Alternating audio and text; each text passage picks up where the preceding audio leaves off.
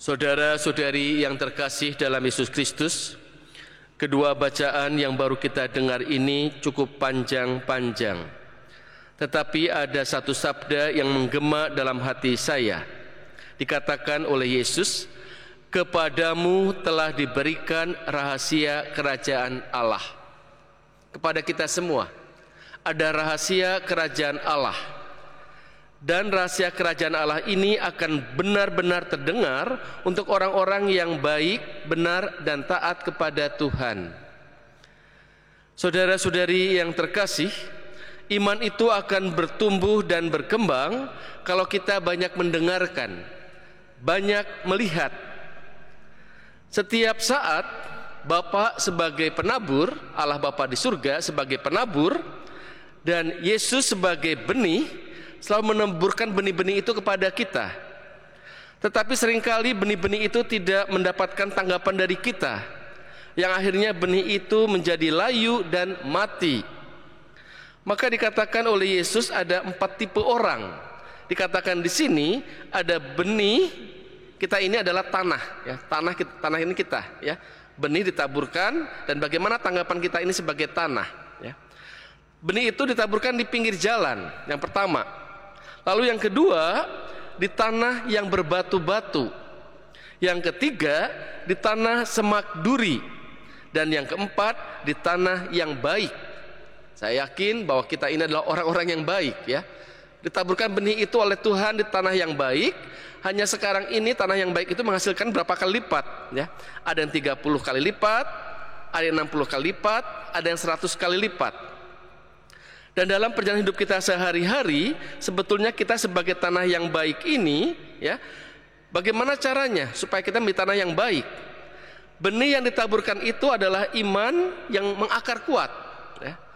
Iman itu tumbuh subur, artinya bahwa kalau kita berani menolak godaan-godaan dalam kehidupan kita sehari-hari, berani mengatakan tidak, ini kita berarti subur iman kita.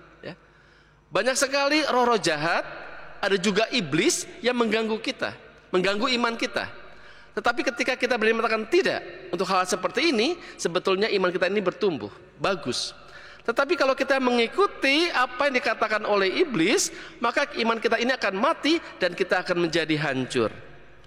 Oleh karena itu, dalam kehidupan kita sehari-hari, mari kita berani menolak godaan-godaan itu. Kita kumpul di sini bersama ingin mendengarkan sabda Tuhan. Setelah kita mendengarkan sabda Tuhan, kita mencoba untuk merenungkannya. Setelah merenungkannya, kita mencoba melihat dalam kehidupan kita sehari-hari. Oh ya, saya seperti ini. Tetapi ternyata sabda Tuhan seperti ini dan saya menjalankannya. Dan sebetulnya kehidupan itu mudah sekali. Yang seringkali membuat sulit itu adalah kita sendiri. Tetapi kalau kita mendengar sabda Tuhan, semua jawaban kehidupan kita ini, mau yang menakutkan, mengkhawatirkan, semuanya ada dalam sabda Tuhan. Apalagi kalau kita merenungkan sabda Tuhan, Injil Matius. Injil Matius bab 5, itu tentang khotbah Yesus di bukit. Ketika situasi batin kita kehidupan sehari-hari, kita baca perikop ini, Matius bab 5, jawabannya akan ada di situ. Tetapi seringkali kita tidak mau, tidak punya inisiatif. Maka ketika sudah mendengarkan sabda Tuhan, merenungkannya dan menanggapinya dalam kehidupan sehari-hari, lalu akhirnya kita berani bertindak. Ini adalah sebuah pilihan. Apakah kita mau menjadi orang-orang yang mendengarkan sabda Tuhan dan kita menjadi subur, ya? Ada 30 kali lipat, bersyukur 30 kali lipat, ya. Ada yang 60 kali lipat, ada yang 100. Dan ketika kita bertumbuh, sebetulnya kita menjadi orang-orang yang dipakai Tuhan untuk bersaksi kepada banyak orang. Kita membutuhkan kesaksian.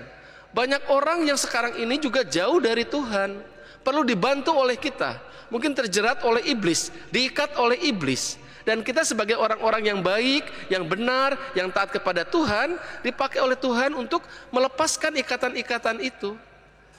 Sejauh mana kesempatan yang kita ambil raih pada hari ini membantu banyak orang yang sedang dalam kesulitan-kesulitan untuk mendengarkan sabda Tuhan. Bagaimana dia mau melaksanakan sabda Tuhan?